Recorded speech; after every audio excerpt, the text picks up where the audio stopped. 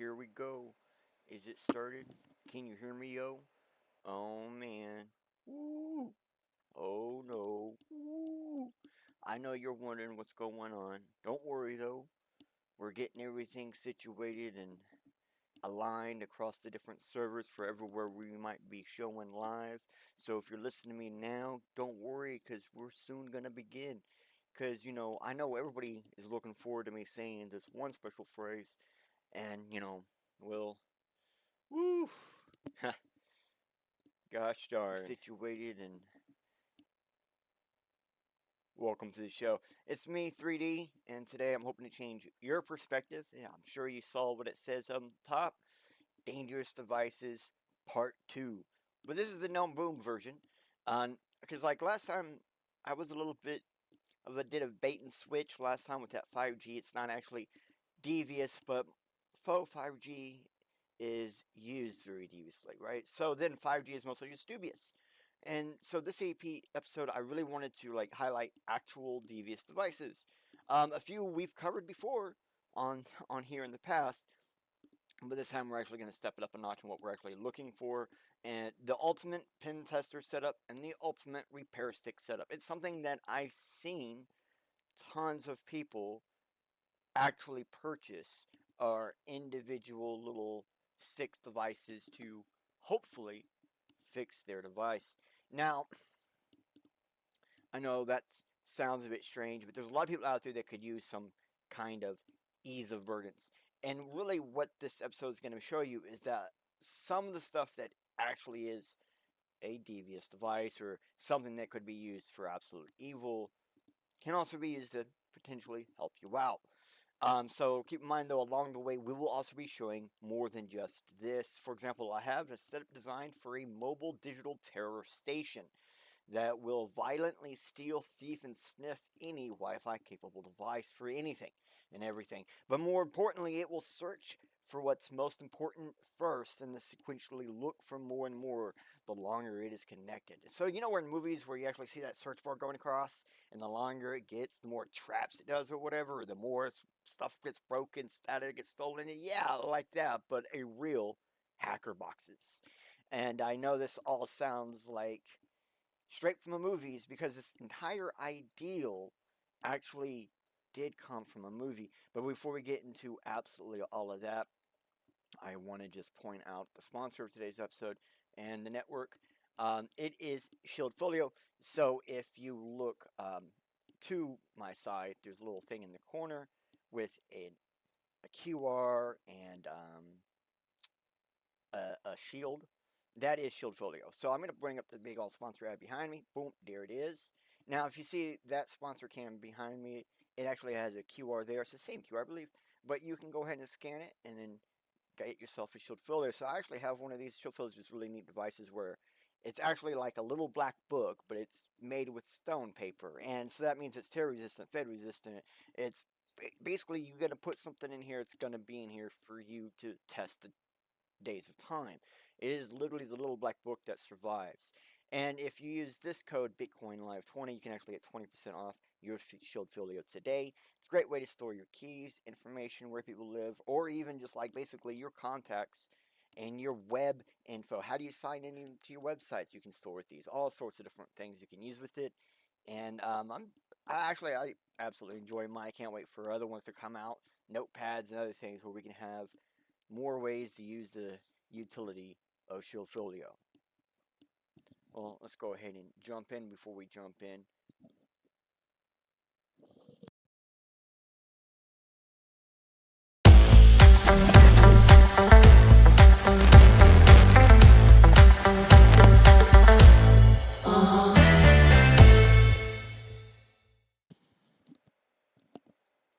Oh yeah.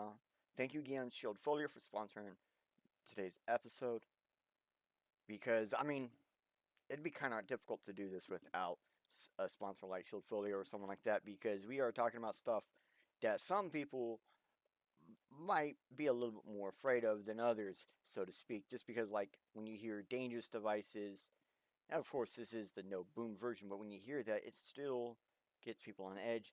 And I really want to point out what are these things that we're calling dangerous devices. Because I know whatever your perspective is in your mind right now, that probably is not the reality of things in to be. So let's look at what most people are going to actually be thinking of, and they're thinking of a doomsday device. This is what I found most people were really considering, or online, this is what they publicly pretty much say they believe dangerous devices are. This description right here. Now, if you don't know, as we go through today's episode, uh, gosh darn, 1 second. Um,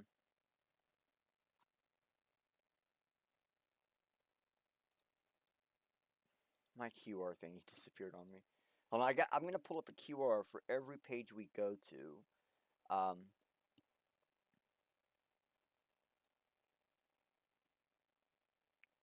I just gotta reactivate my extensions tab thingy. I don't know why they disappear like that sometimes. Oh,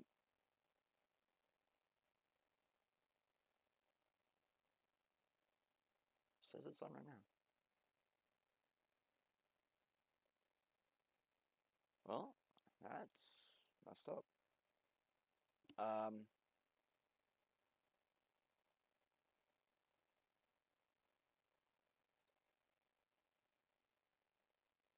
okay, so I guess there was an update. Oh, alright, got it. Never mind. We got it. Woo! Yeah, so there was an update to the browser, and I did not notice this between yesterday and today. Alright, I got it. Alright, sorry for the delay. Alright, throughout today's episode, we will bring in this little pop down, and this will be wherever we are. So that way you can find us, even if you're not here live, or if you are live on a different platform than YouTube. And I did not mention this, but if you're on YouTube right now, or on any platform, go to YouTube, and you can join into the live stream chat. I do have the chat up. I do believe it's up. Let me see. Yep, do we see a heart? We do. Boom, it's up. Alright, so we're at the Wikipedia Doomsday Device, um, because it really is just a make believe thing, you know. So most people are going to be thinking of this hypothetical doomsday device. Unfortunately, I've found the modern day doomsday device, and we will get into that. Like the closest thing I could get to this, where it is a thing that will be able to create a doomsday explosion, some form, making the bombs go off. So we will get into that later in the episode, but I just want to point out this is completely science fiction. Um, the idea of the concept, either making devices that go boom, which I do plan on doing a different episode on, or making devices that could hack potentially and cause a nuclear fallout, or even accidental nuclear problems. And I think that's probably the closest we really get to something like this. Hacking a nuclear power plant, make it go boom. That's, to me, the closest thing to this we could get. And now I am going to show you how to basically create an auto hacking thing. We call them hacker boxes. And we'll show you about that, what that is, because it's used for a different reason, but it's something that you could, if you did enough of these or whatever, you could actually build something that does exactly that. And why do we say that? Because, well, obviously there's been proof that, you know, uh, nuclear power plants have been hit by hackers. This one says, yes, the U.S. Energy Department confirms sunburst an energy attack. Now, not a whole lot of people actually know what sunburst is or anything, and we will get into that briefly because this is a little bit of a review. So there's something on here that says what we know about this hack. So what about the hack's consequences? This is kind of important. It's no matter what the hack is, what about the consequences of the hack, right? So there's still a lot that we don't know about the concern, blah, blah, blah. Hackers have known to at least monitored data within the range of the key U.S. government departments, including State, Defense, Homeland Security, Treasury, Commerce. CSA, the perpetrators, managed to breach computer networks using network management software made by Texas-based IT software SolarWinds. Up to 18,000 SolarWind Orion customers downloaded updates containing malicious software installed by hackers. The updates for SolarWinds was poisoned. It's something we've actually talked about. I've said many, many times this is why I hate auto-updating stuff. Like, for example, my browser updated. I didn't even know it updated. And it just moved my system tray icon thing. And I'm like, I didn't want an update. You know what? These are reasons why people don't like auto-update. Sure, there's some people that are just lazy. But then there are people like this where they're like, I don't want to get the potential problem. So there is like one of the reasons why I said we want to show you how to build like a repair stick. One of the ultimate pen tester setups is basically in a USB stick that when you plug it in, it would just automatically update and debloat your whatever you plug it into. And so that's considered a hacker box. But you can see why it might be very useful for you guys, for everybody, to have a device that will do the update and then take out the bloatware. Because it would have taken out this malware that was, the malicious part of the software installed by the hackers there in this update. And that's the important part that we're looking at, is whatever is done, there is a way to reverse solve and filter or salt it out.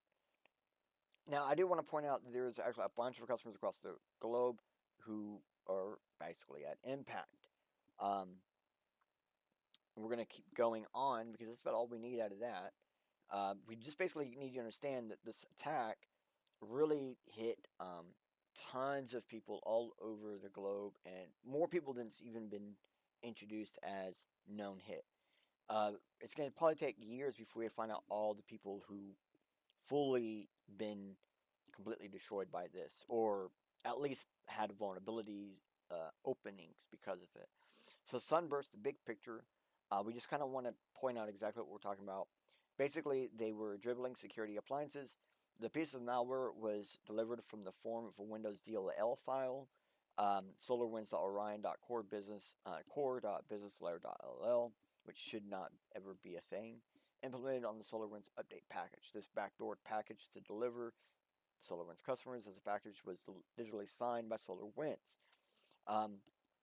So this ends up giving them more information because it gets signed officially, and now they have signatures, and so then you go, okay, there's now connections to an outside server. We're not going to go through all of this. I just want to point out that it all really relied on being pushed as an update because its signature with it allowed these people to bypass security processes that would normally stop a lot of this.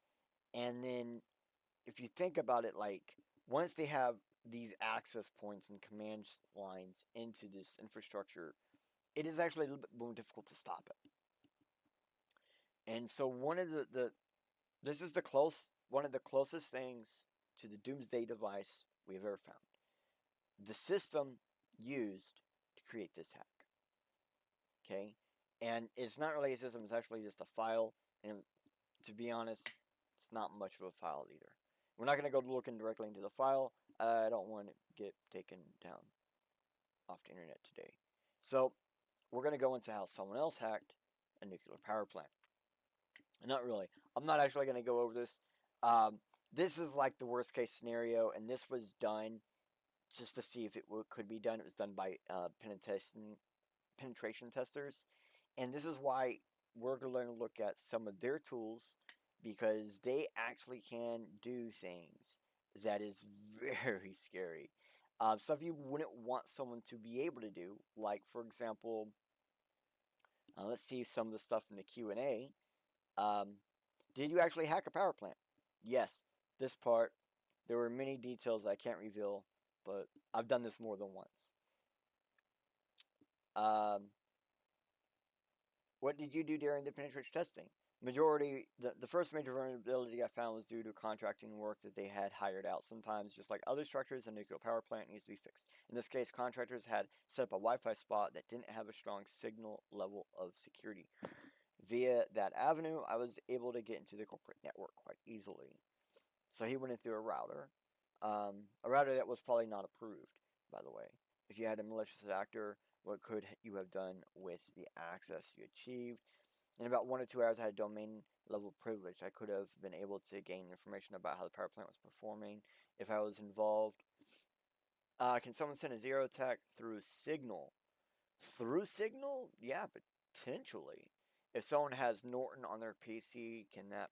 No. Um, I've done a different episode in the past. We'll have to link to that somewhere, where it talked about. I actually did an episode about looking into Signal and Telegram on a computer. I'm glad you started watching, Brosive, because I'm going to answer your question up front. And it's basically on a computer, your Signal and Telegram, they both use SQL databasing, and SQL databasing can actually talk with each other. And because of that, you can't see that. That's logless traffic data.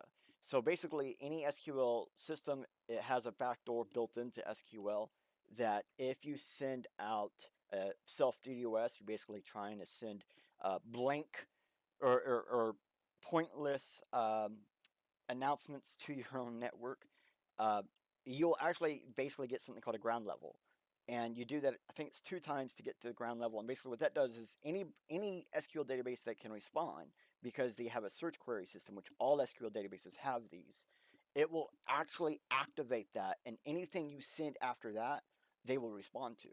And they will respond to in their API format. So once if you know the API format structure of that database, which because it's SQL, what they do is they actually put the password right next to the database. So if you actually do a level sniff, you can actually obtain the database and the password at the same time after you've just been given information from within it, which then you can use to then search inside of it to find exactly what it mentioned that you can't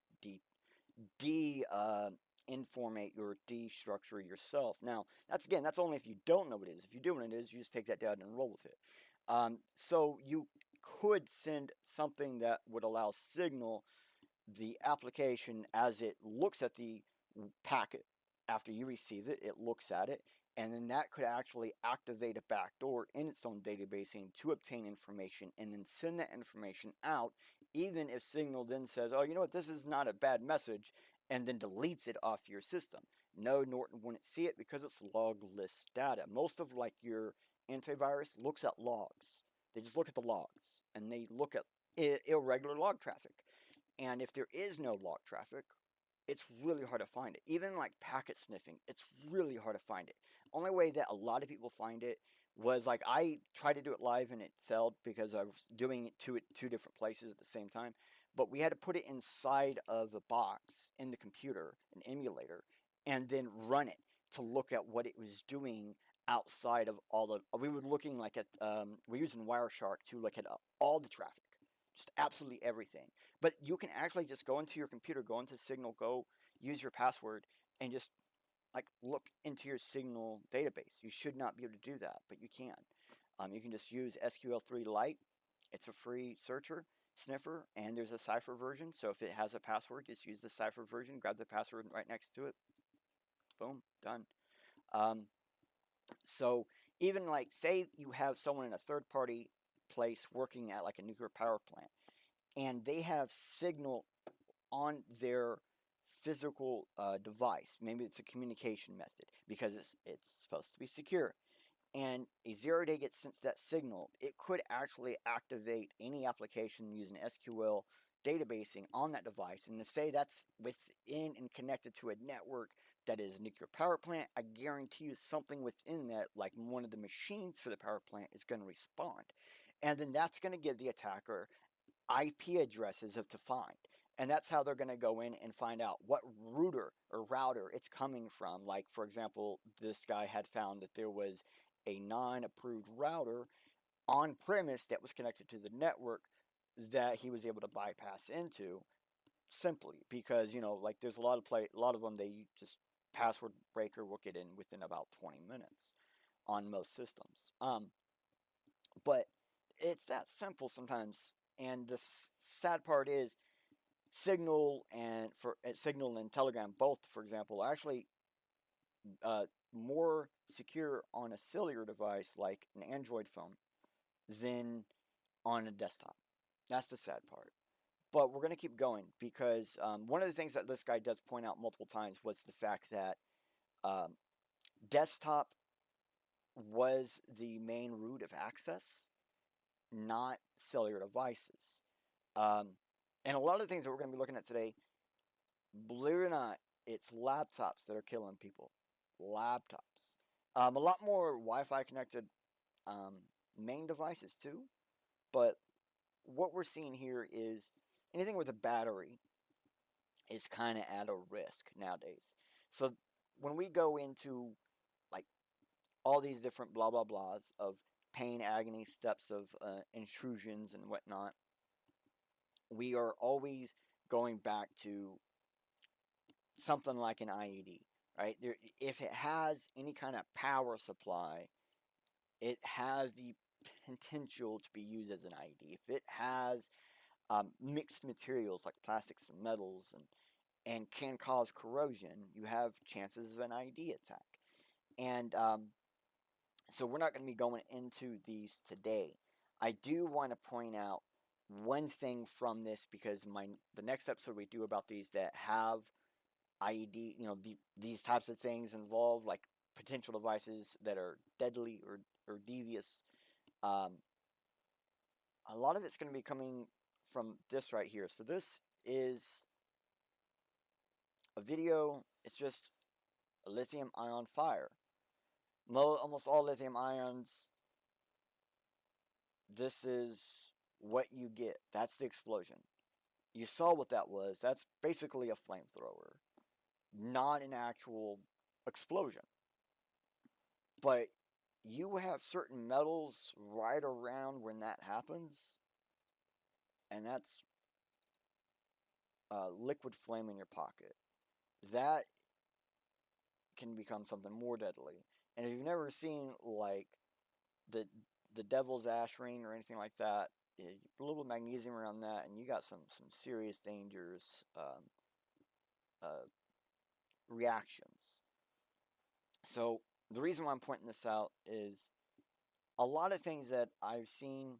There was someone pointing out that this can be done with something as an 1 millimeter too long screw. So a screw that's just 1 millimeter too long can actually cause this type of chaos in your pocket. And I have had a phone explode in my pocket where the battery went boom. I didn't even hear it. I didn't feel it. I ended up with a bruise on my leg, but we were out in the sun for many hours. I would do car shows, and this phone had been doing this for like 4 years, and it was in my pocket when it happened, and it still worked. It was an HTC MyTouch, and the phone still continued to work for hours, all the way up to the point the battery died. And I was trying to charge the battery when it then swelled. And so what actually happened is it internally combusted. It didn't cause any damage to the actual phone. It did cause a bruising on my leg, but then it swelled later. And what that means is that when you have different, like I said, different materials around the battery, those things, when they go boom, it's not a huge boom, but it's still a boom that impacts you. And that's why, like I said, I'm going to have to do an entire episode on just those types of devices. It's a very different thing. So today are all no boom devices. One of the reasons why I say no boom devices is because this article right here, it's not really an article, it's like a how to manage your e-waste, because people don't realize just how dangerous these things are simply for their batteries. And some of the other materials around it, like RAM chips and stuff around some batteries, can be very dangerous together. Um, so as we continue going on, we're gonna let the plot thick. I think we can do this. We're gonna get the plot to thicken just a little bit more. Okay. Seven hacking tools that look harmless, that can do real damage. Because I think some of the real doomsday devices of today are in some form hacking. Now, here's a micro list of real devices that have real use cases that will and are devious devices, 100%. Now, I didn't say dangerous, I said devious. If this is used in a manner of, they are extremely devious. Flipper Zero. We've covered Flipper Zero. OMG cables. USB Kill, a new one to talk about. USB Nugget. The Wi-Fi Pineapple. Rubber Ducky. Turtles. Unblockers. Just to name some. We're not going to go over all of these. We're going to go over some of these. We're going to go over the dangerous versions. First up, my boy the Flipper. That's right, I actually own one of these. And I absolutely suck at Python. I was really hoping that my son would start learning Python because he was talking about. And no. And I've tried a bunch of like JavaScript to Python transformers, but they just don't work right. So I'm still relearning Python. Like, I think the first time I ever used Python was a long, long time ago. And this thing, I have tons of fun with just what the pre-made stuff is so far. But I'll figure out how to make something for it. But my point is, this thing is just packed full of tools. It is designed to do all sorts of stuff. I actually use mine to find the best signal strength around. So basically, I have a mobile mining system, so I needed to find the best points of my signal strength, and this little device helps me do that. Because you can see here, smart locks, sockets and bulbs, IoT sensors, garage doors. If it has some form of sensor that is wireless, this can probably talk to it. And I also use it as a remote control. I really do. So tons of usefulness out of this little boy. But what else can this man do?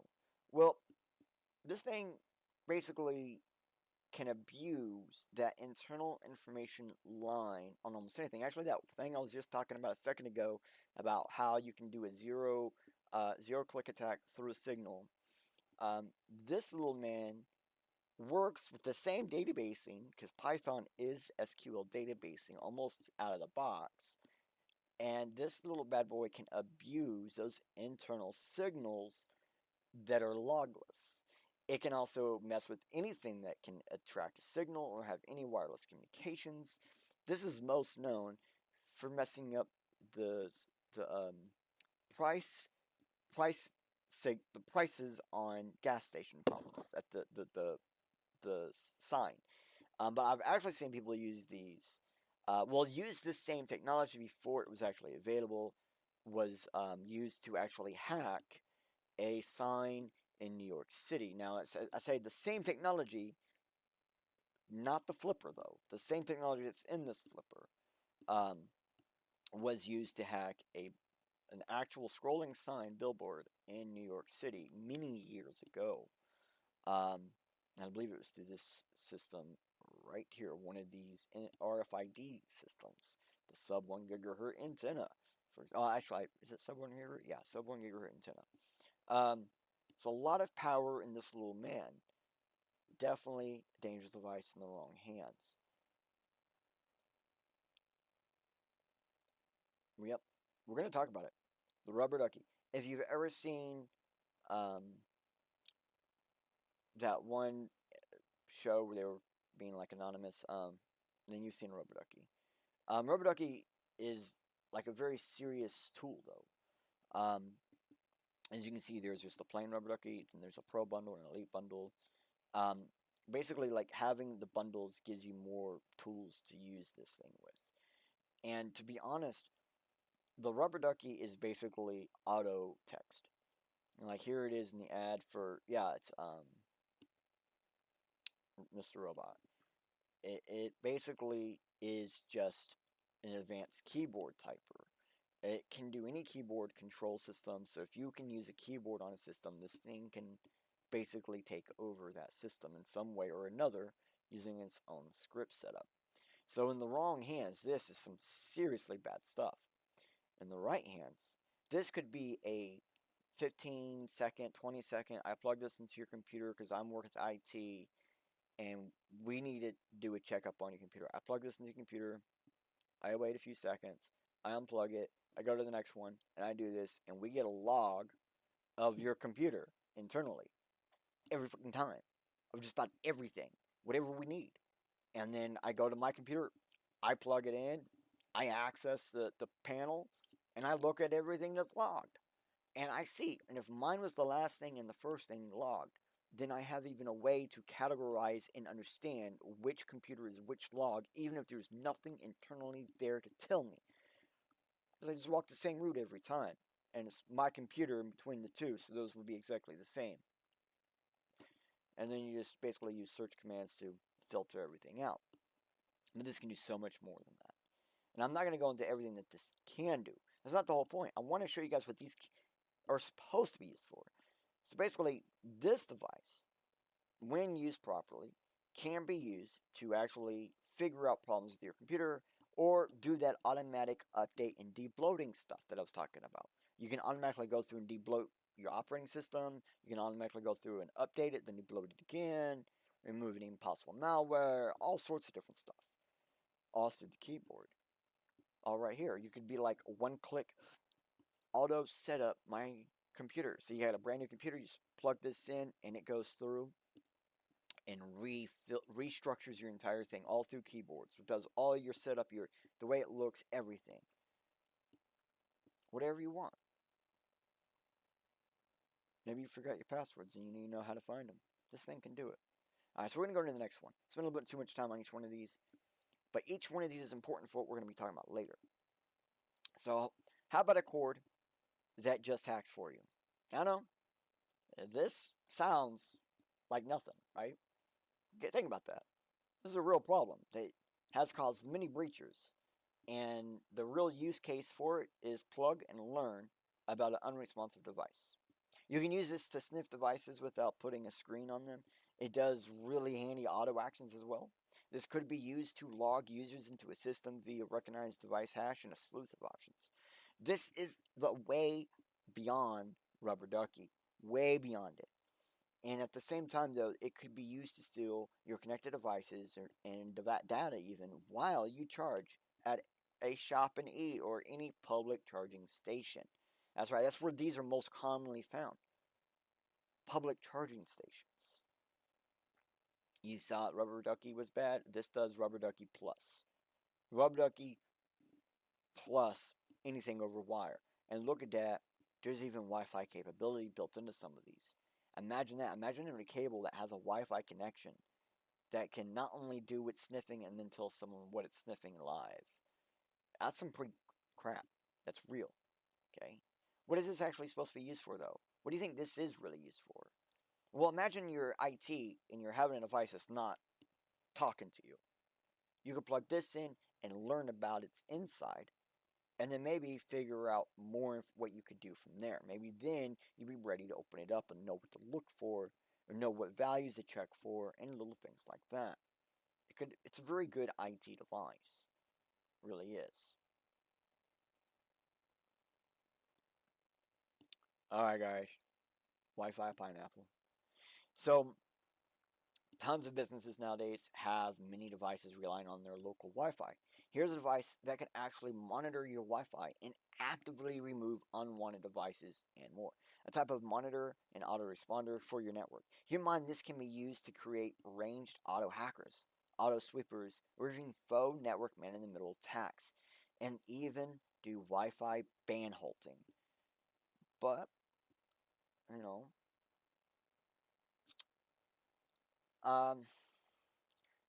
I do want to point out before we go further, 3 of these dangerous, devious devices are being sold by the same company, which means they're probably used in unison.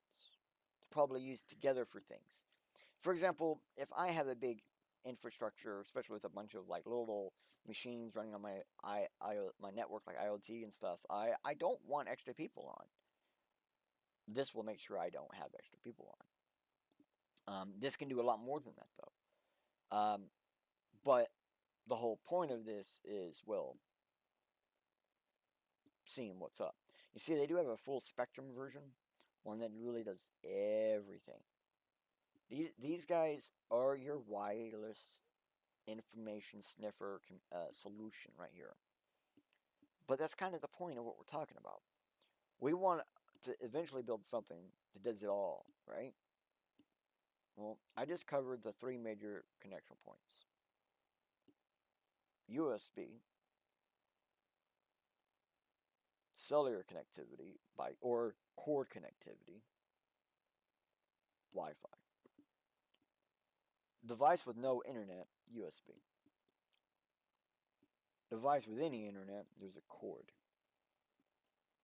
Device with internet, Wi-Fi. Or device with Wi-Fi, Wi-Fi. Alright, so what's next? USB kill. I don't think I've ever gone over one of these before, and I was originally not even going to showcase this one, but after like reading into it and finding out what this is actually being used for in today's day and age, I had to actually go over it. Tons of operations use devices like microcomputers and such that you cannot completely remove the data from the chips and the onboard memory. So this will kill that device.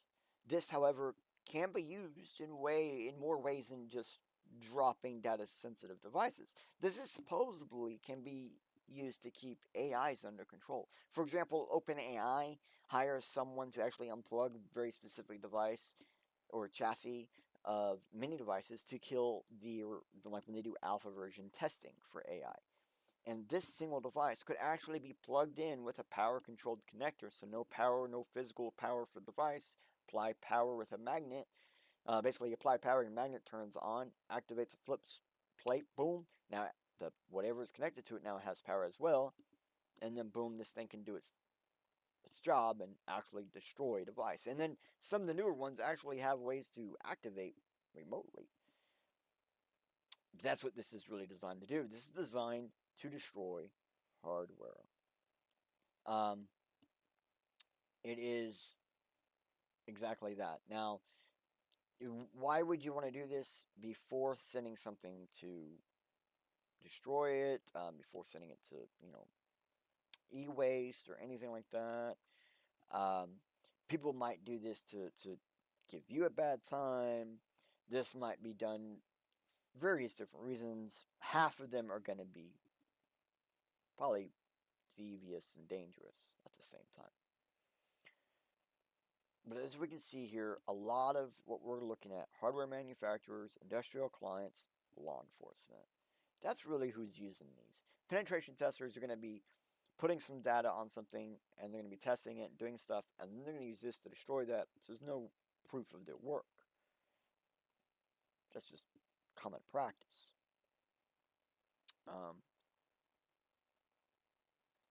Let's keep going, because I know not everybody has the money to just buy.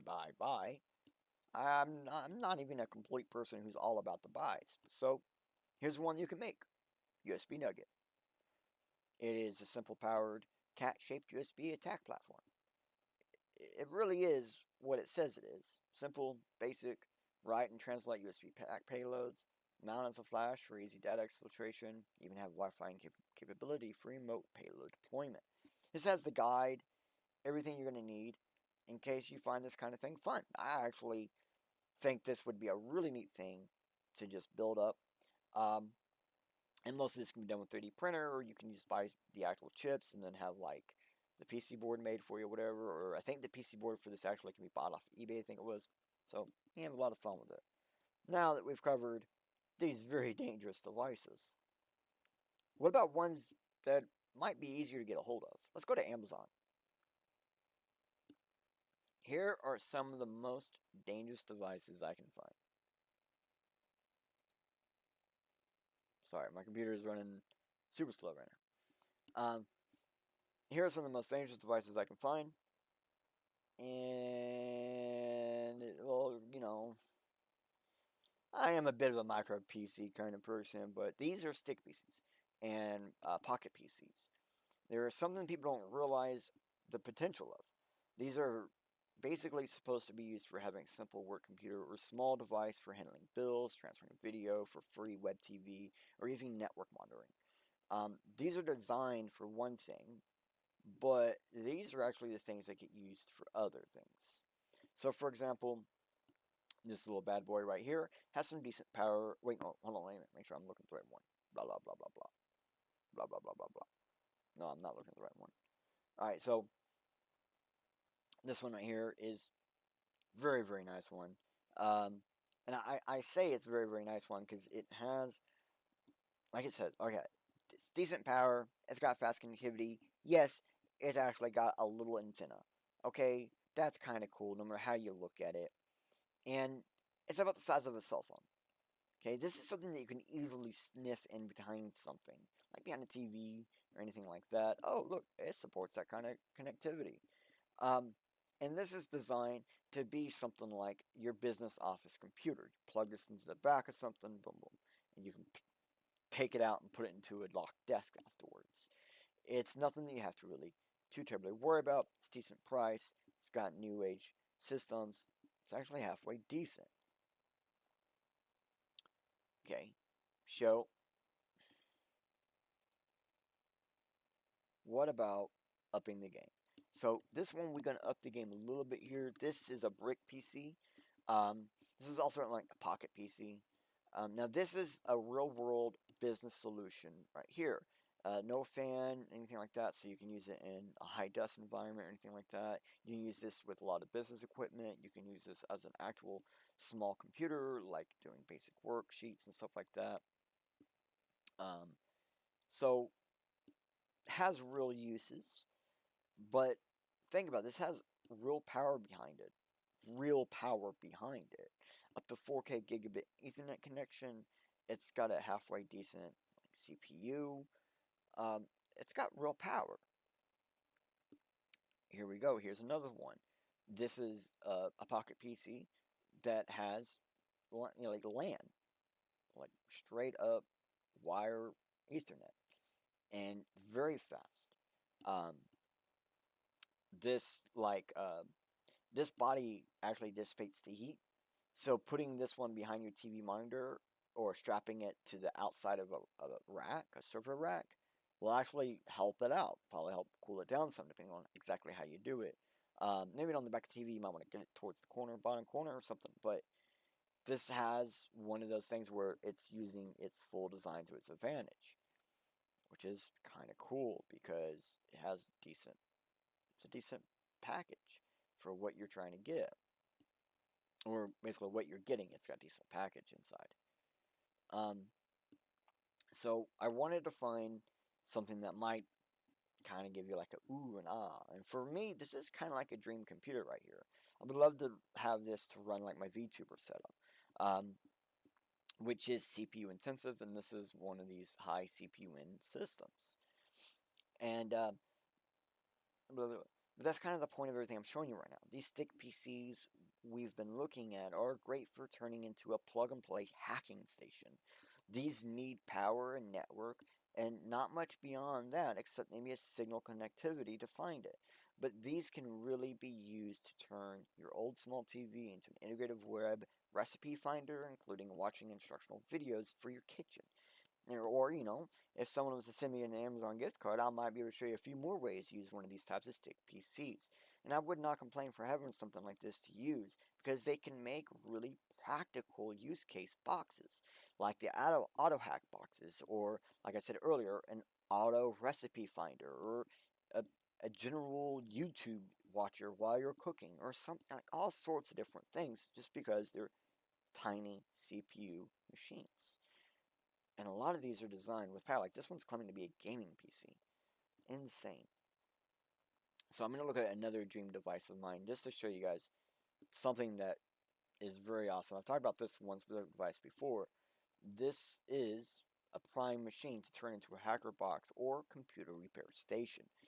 It could actually do both at the same time. Why does it not want to give me any keywords today? Come on, keyboard. Thank you. I mean, if you buy this, it could be used to penetrate into a device. Maybe you forgot the password, for example. And then after it's in, it could actually be used to make the device usable or restore it to factory. This could become a something useful for like plug and fix systems for small electronics and computer repair shops. A simple factory sit types thing. Or maybe discovery tools where you could have one that's not plugged into a monitor, have one that is plugged into a monitor, and if you plug a device into the one that's not plugged into a monitor, it'll figure out what device you're talking to and reset it to factory. If you plug into one with monitor, it'll figure out what device it's talking to and infiltrate it and then get you access to its information and data so that way you can do transfer data repair or device repair. All sorts of different things. And to be honest, it's a pretty powerful little man. Um, and it's basically designed to be a small work machine, or even I think they originally said a small gaming machine, but I don't know. I don't know about that. We're good. All right, so we're gonna go into more dubious. Yeah. So have you ever heard of the Chromebook? Here's a simplified Chromebook OS device. This is probably for creating photo viewer TVs, menu TVs, or even like an NFT viewer TV. But this tiny little device can also be used to infiltrate a device within a network, to get outside traffic in, or to poison a network like that physical network bridge we were talking about at the beginning of this thing on how they infiltrated into and do that sunburst hack. So this is actually for watching YouTube and handling some of your Android application stuff, like dev kits and stuff. But it really is a mobile workstation that works with most TVs. And that's the key point here. This works with most things you plugged into if it's a TV. And that gives you a lot more accessibility, usability, and blah, blah, blah. It's commonly paired with a dual mouse keyboard and a very good wireless dongle for high-end Wi-Fi connectivity to actually increase its what it's able to handle. Basically, it is used as a hacker box already. Now, I'm showing you the real dangerous devices right here. Okay? For anybody who thought anything about anything I already showed you, this is probably the most dangerous device you can purchase for $14.99. Oh my gosh, only $14.99. This has the ability to destroy your life. Maybe not your computer, sometimes, but your life.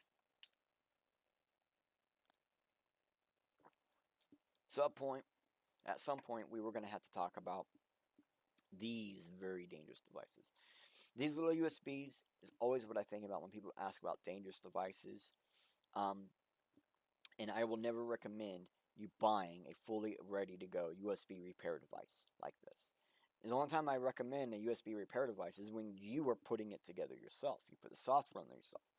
So here's an example of the most dangerous device you can get. And if you look at it, it actually looks like a remodeled rubber ducky.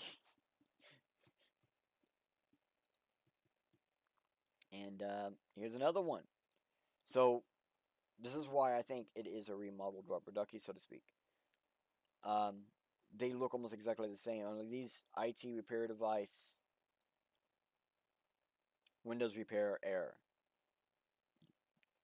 Windows repair. Yeah, no, neither one of those are. No. Password zapper. Now here's the problem about devices like this. Okay. This might actually be a real device, meaning this auto resets Windows user systems and is normally used in big companies that allow employee-picked passwords. So when the employee moves on or upgrades device or moves location, IT people can just stick one of these in the back of the device and get back to no password. Just get back to a regular device system. They just wait for the device to turn back on, and it's brand new, ready to go for a new user. But this specific device, I do believe, is actually fake. I believe it's designed to basically be a rubber ducky. And the sad part is they remanufactured rubber ducky style USBs. So you can't trust this stuff, man. You got to build it yourself. And you see, this is actually sold with a completely different USB and a boot disk. That doesn't make you get what I'm saying? So let's keep going because we're gonna bring one of those into play. What is this? This is a 64 gigabyte bootable Windows USB driver. Alright, so I don't recommend buying this and then plugging it into your computer, because if we go through here and we look, they're using like custom firmware or something.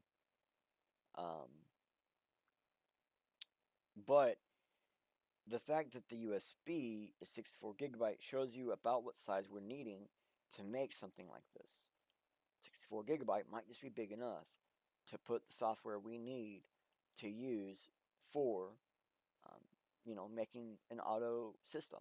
Something that we might be able to use to fix our computer, something we might be able to use to maybe put our computer back to factory, or make an automatic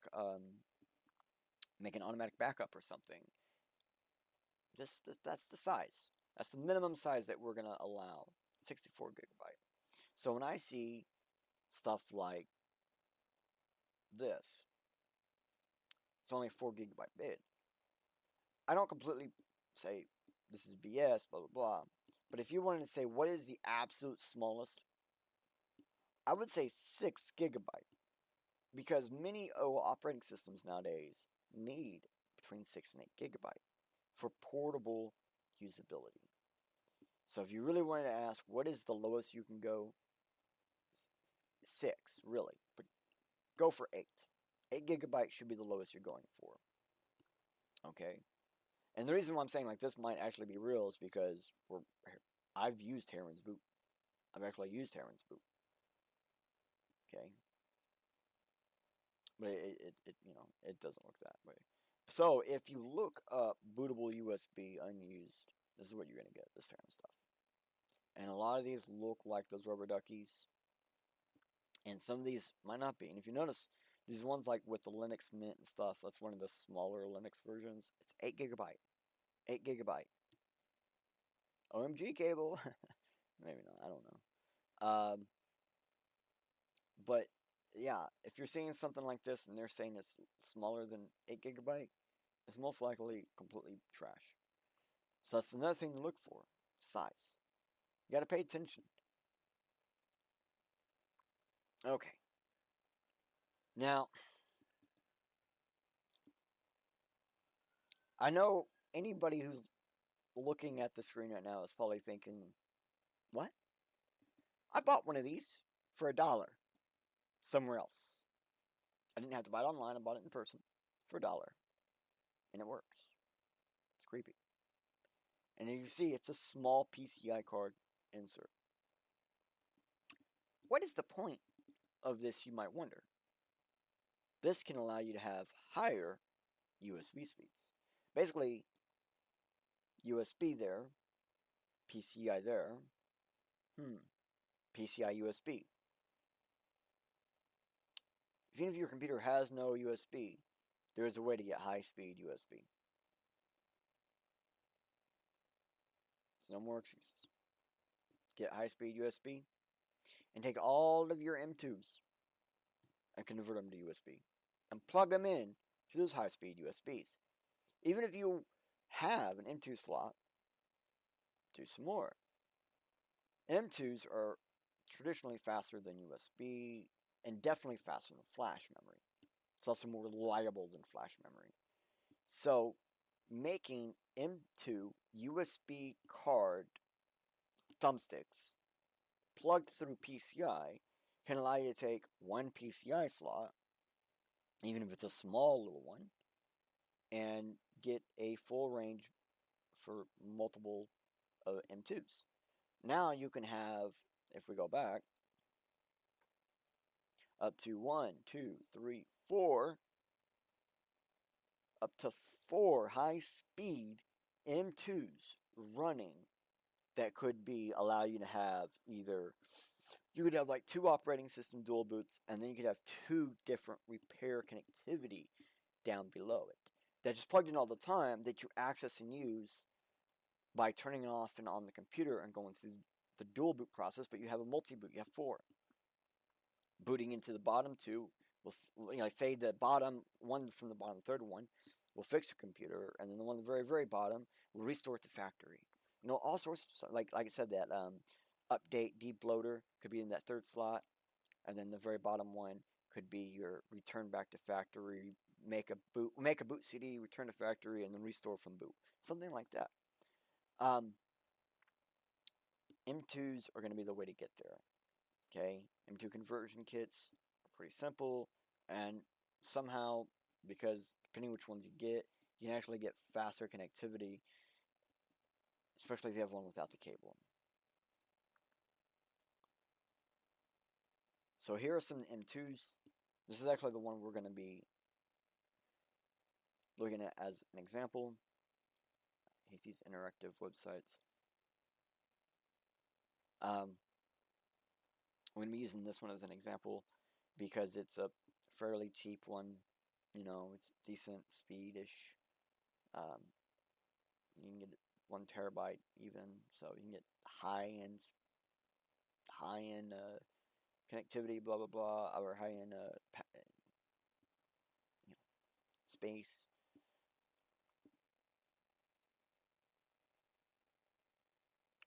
All right. So basically, this site is going to show this site will walk you through it. Okay, you're going to have a key ring, 2 or 3 of these bad boys, and they're all going to do a different thing. They're all going to do their thing, and you're going to you're going to end up eventually. This is going to be becoming your IT solution. So they give you a bunch of stuff here to pick and choose from. I do have some images and stuff later to help and show you and help you guys go to different places. But I want to give you guys this entire site. I'm not going to go over it, but it's basically going to go through the steps to make these different individual USBs. And I think it's really nice when you have something that can walk you through it step by step. And at least you can do like, I think this one does like 2 or 3 of them. And then after that, you can figure out how to do the next one and the next one on your own. So this is a great place to practice, to get started, and to build your first couple of ones. Cool. Let me find the, where am I at on my thing? Alright, okay, now I got a note here. It says, look at some of the program names and what they do. Okay, so for example, this Google Chrome portable, it's just Google Chrome in a portable setup. So you plug it in, it installs fairly simple, and it runs out of the box. A lot of times you can't save anything, it'll just like run like it's brand new every time. And there's a lot of portable applications that work like that. And for not storing history on your computer, it's really nice. Revo Uninstaller, it's natural, like full blown thing that you can get that will really it does the deep loading and all that. There is like a portable free version that's Erva. It's kind of like Windows Defender, kind of. It's like a very generic multi-security solution. I don't have any say there. I cannot even recommend them. I have no words about it other than what they say they are. Crystal Disk info, we'll actually get more into this later. It's just basically checking your info. Specky is kind of the same thing, but for something else. Process Explorer, looking at all the processing within your computer. Like earlier, we were talking about trying to find logless stuff. Sometimes Process Explorer helps you find logless stuff running in the background that shouldn't be running. AWD cleaner, I cannot recommend, but any kind of cleaner for your device, 9 times out of 10, they're not going to be great. But there are such things as what they're saying it does. Goes in, removes malware, removes pops-up, removes bullcrap. Pure Block blocks different things. Kind of cool. MRB tool. It's a standalone app. Really neat. It's awesome. You're gonna have to. That's one you'll have to do on its own, completely on its own. Hardware monitors, network watchers, directory stacks. A lot of this is just tools to look at more things within your computer. All right, I think I've showed you enough there. Let's keep going because we are getting close to the juicy stuff. Juicy stuff. Alright, so I can't give you the tools basically of how to destroy a device, but I need to give you also a way to back up your devices, so to speak. So here's a setup rescue kit for Windows devices. Like, if you need to know how to, you probably need to do this first before you play around with stuff, just in case. Alright, and of course, not everybody's using Windows, so here it is for Mac users. If you're a Mac, here's how you keep yourself safe. And here's a generic one for Linux, because not all Linux works the same and stuff, but yep, here's a generic way to do the exact same thing on Linux. Here you go. Alright guys, so back up your stuff, get a copy of your stuff before we dive in further to the juicies. Straight up, Yumi. Yes, right. The multi-boot USB. Yumi is one we've talked about before. Love it. It's probably the oldest and most used USB bootmaker. I'll give you links to other ones, but this is probably the more user-friendly one. And it's really, really good. I've used it tons of times. Tons of times. Yep. Anyways, let's keep going, because we're going to need multiple software. It's basically what we're looking at now. We're looking at the software we're going to need to make these USBs. Okay, these are the ones I'm recommending. Okay. Here in Epic.js homepage. I probably said his name wrong. Pankjuz. But these are basically links to other solutions. I can't guarantee all of these. You know, a lot of what they're going to be doing is freeware and shareware, which is what I recommend, but I can't recommend all these individually. There's a lot of stuff here. If you're probably looking for something, they probably have it here somewhere. Like cleaners, there's all sorts of different cleaners, right? Instead of one that does it all that will you, boom, here's one for very specific things to make sure you're not getting screwed. And look, even Revo's here. Boom. So, all sorts of different stuff. This is like a slew of options, okay? That's why when I said that one where it was saying hiring, but it was on like 4 gigabyte or something, I was like, yeah, I probably doubt it. And you see why I doubt it? See how big and extensive this list is? This is probably a 3 gigabyte list minimum. Love the fact that it's a lot of options for you to go through and try. But again, make a backup first. Okay. Ultimate Boot CD. Alright, so I cannot personally verify Ultimate Boot CD for Windows or any Ultimate Boot CD product. But the how to build this guide, like there's a click here how to build, it's really good. And it's really good for generic making of recovery and boot USB and DVDs, which boot DVDs is like the oldest form. Well, I say that, but I still have 3.15 hard diskette floppy boots for Windows 98 Packard Bell. So, I mean, there are older ones, and I have seen a reel-to-reel, what operating system was that? Sunsoft or Sun something? I don't know. I've seen a reel-to-reel operating system thing where, like, I don't remember exactly what it was, but it was reel-to-reel, and the guy was saying it was an operating system. Never got to actually see it in action, just physically got to see it, and it was like, it was a data storage. But I was like, gosh damn, so glad we're not doing that no more. Anyways, this guy is really freaking good. And you can see it's really freaking old. But the generic guide making a DVD, a boot DVD, is really, really good. And this is specifically for Windows computers. And sorry, this is just one of the better ones out there. Just sorry that it's mostly only targeted towards Windows. But the steps and processes is basically the same. Just you're going to do it slightly different on your Mac or your Linux. Alright, so here is tools. These are actual tools to learn more. They will also work with some of the steps that we've been talking about. We will be talking about later.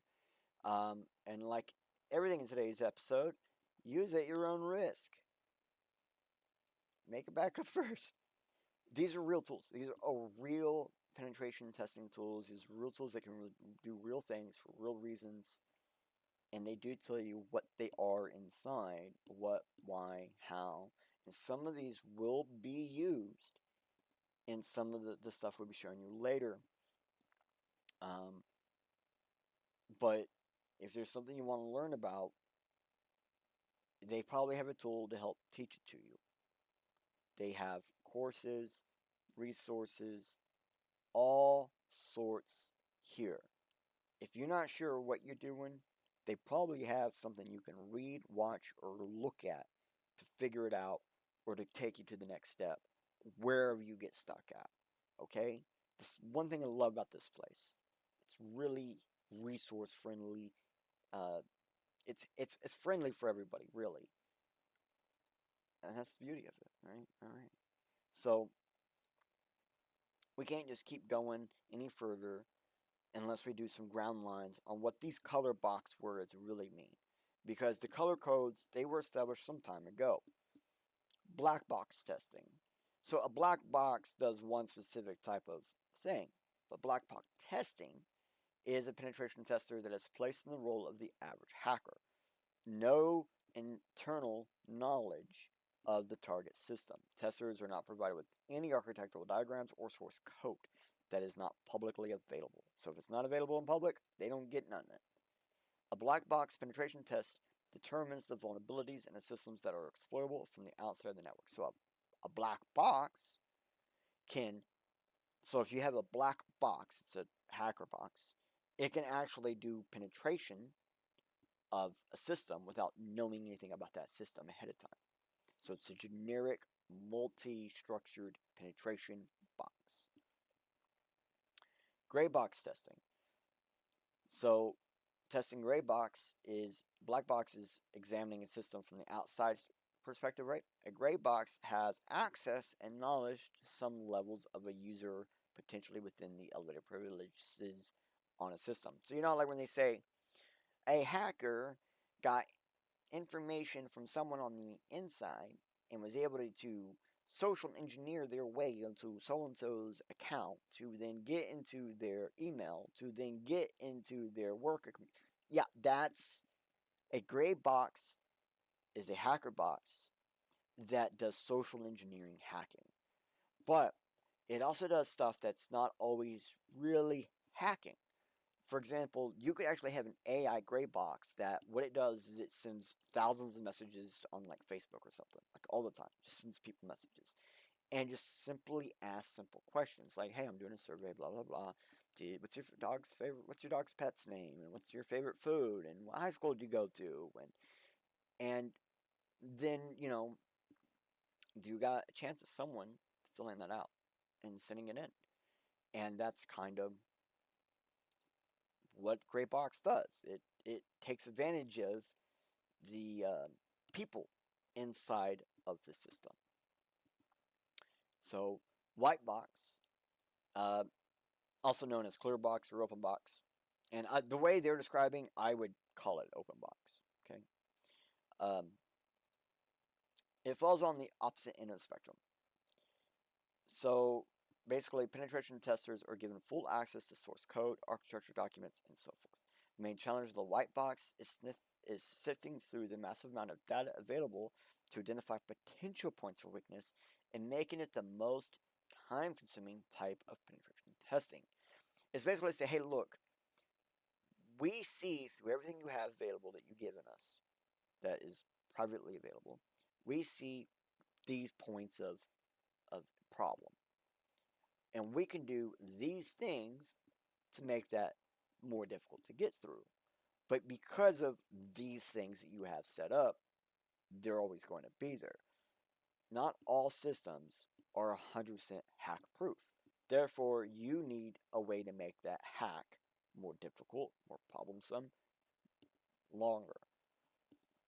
And so a white box is a hacker box that is normally used on the inside to automatically determine potential target problems, to normally report to the IT people, to then they find a white hacker to then turn that data set into a solution set, to then they implement and then problem solve to keep that problem from happening, right? Okay, now we know what these words mean. Let's keep on going, because we're going directly into them, baby. We're going into the hacker box kits. Keep in mind, these are for educational purposes and do jobs that many people would normally have to pay a company every month to do the same work. These boxes can teach you new skills or show you how networks and other things like wireless communications actually work. And that's why I really want to show you guys these. These boxes are like Chef Kiss teaching you in any way, situation, even ways you didn't think were possible. These guys will show it to you. These are the boxes, kits. These are kits designed to do something. Okay, look, for example, basics. You want to learn the basics of hacking? Boom. Actually, this is the basics of electronics. Soldering. I need to learn how to better solder. Bro, we make some badges. Make some shiny stuff that go lights on and off and makes you do logical determinations based on where you put little chips. Core workshop. Work on all your skills at the same time. Boom. Hardware hacking toolkit. Figure out how to actually hack hardware. How to bypass chips. How to, um, I don't know the right terms, to be honest. Okay. How to Mod Podge your way. Okay. How to do your bulge wires and all that. Doing penetration testing. Using devices to then actually penetrate something or another device. Like a Wi-Fi nunchuck. In other words, I think this one they actually have you use a Wi-Fi nunchuck to actually play a game on something that is not designed to play a game. I could be wrong there, but I'm pretty sure that's what that is. Wireless hacking toolkit. Anything that has Wi-Fi, yeah, they have a way to hack them. Even past month boxes. Oh my gosh, we can do it all. Now that's what I'm talking about. These are the real world hacker boxes. These are the things that you want to learn how something works, you want to learn how to do something, or you want something to do something. For example, you want a homebrew controller, there's a way to do it. For example, that's kind of what we're showing you here, how to take your old controllers and reuse them on your current computer.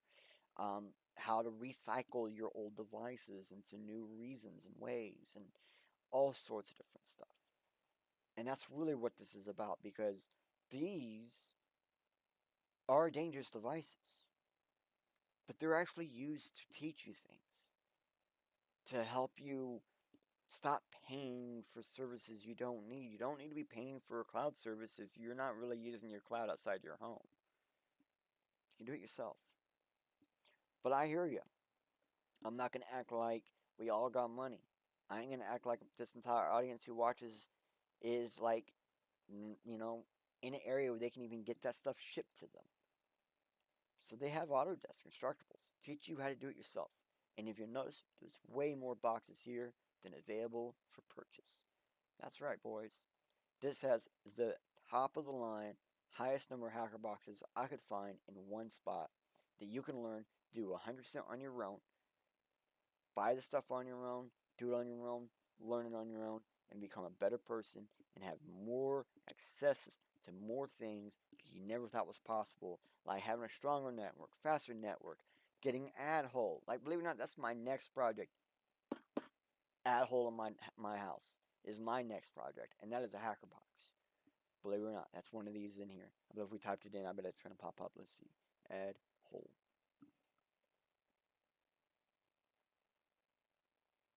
Alright, that's not exactly what I was... Yeah, that didn't work right. It's ending up just searching the entire Instructables instead of just the setup that I had. Oh, nice duct tape iPod case, though. I like that. I remember the time where you could actually buy a duct tape wallet from stores. Yeah, yeah. Ad hole. That's my next project. Because I got an old Raspberry Pi 3 that why not? So what are we talking about? Alright. Okay. We're talking about a mobile terror station? Isn't that what I said? Just based on stuff we've shown you today, this is an MTS. It's actually capable of building. You can use stuff that we've already shown you. Everything available to make an MTS, I've already shown you. So, you got to come up with some of your own stuff, like power supply, case, your own network, figuring out how to get into it. Some stuff you got to figure out on your own, right? And if we go to the picture, it is available online, so you guys can look at it after this. That's what the key was for. I don't show here a power bank and squirrel cage, a book bag, a cell phone with network. I don't show any of those. But even with that considered, about $1,500 to build one of these. We have the Wi-Fi Pineapple. We have that Pocket PC I was showing you earlier. An M2 an M2 to USB, an M2 that Samsung I was showing you earlier. The OMG cable also being used with the power cable. So that way, like we know what's going on. Now, what is this thing actually used for? So far all day we've been showing you these dangerous devices, and I'm telling you what they're actually used for. So what is this actually used for? We can have this for $1,500. It is a network ad hole. I can choose to see or not see ads on the network. A network-based web nanny. I can limit and restrict what sites from the network. You got kids, or you got people showing up, you just don't want them going into porn and racking up your whatever. Bro, we got this. Video streaming device. No more subscriptions needed with this bad boy. Home multimedia hub. That's a home multimedia NAS, bro. Home videos, pictures, and more, all to your TV. And if you're really, it's device wide because it's on the whole network.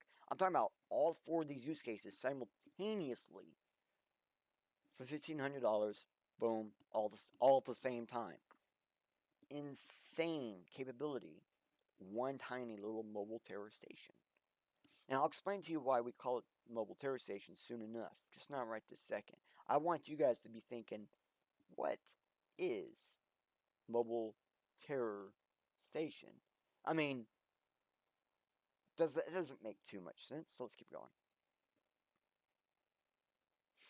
So this is a little guide thing I made for you guys to help you out figuring out like this. Okay?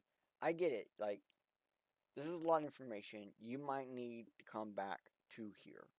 So use that USB to find this later. But basically, you're going to pick an OS. See at the very top, number 1, pick an OS. Peppermint OS, Linux Lite 7, Porteous, and Windows 10.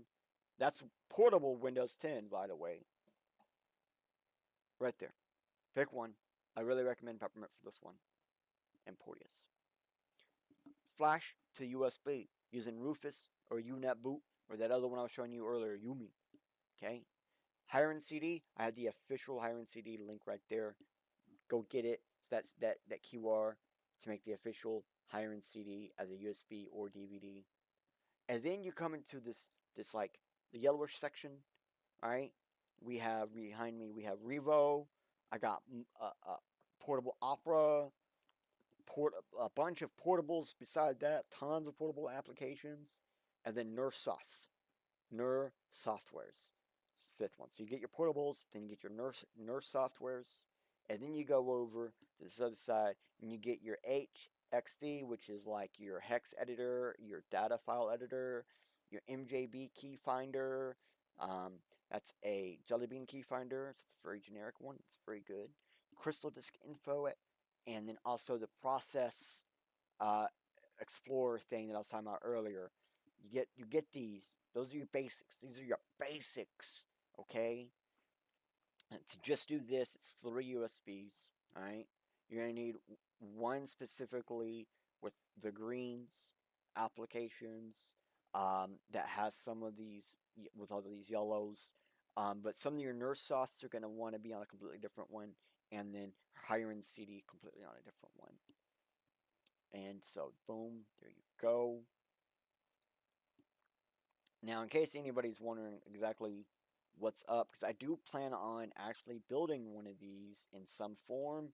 Maybe not exactly the one I showed you, but in some form. So I wanted to go ahead and I built a GitHub so you guys can just kind of refer back to here. And those images are here, by the way. But like we kind of explain everything you're going to need, the type of softwares you're going to need. It's not very difficult. But that's kind of the whole point of this, is the most dangerous devices are actually easy for you to make. But because we're talking about dangerous devices, I went ahead and I found this. It matches the name. It matches everything. It's more funny than anything. It's something for you to goof off with.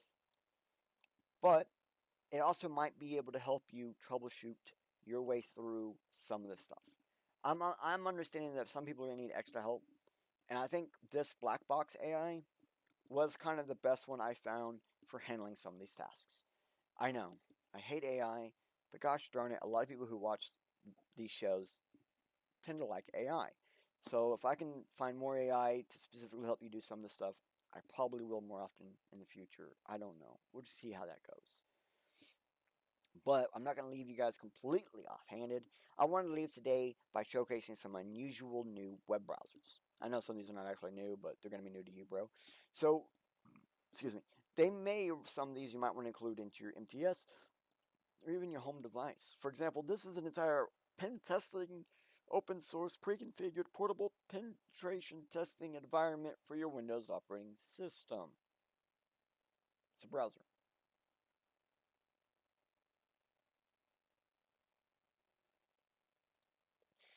It does what it says.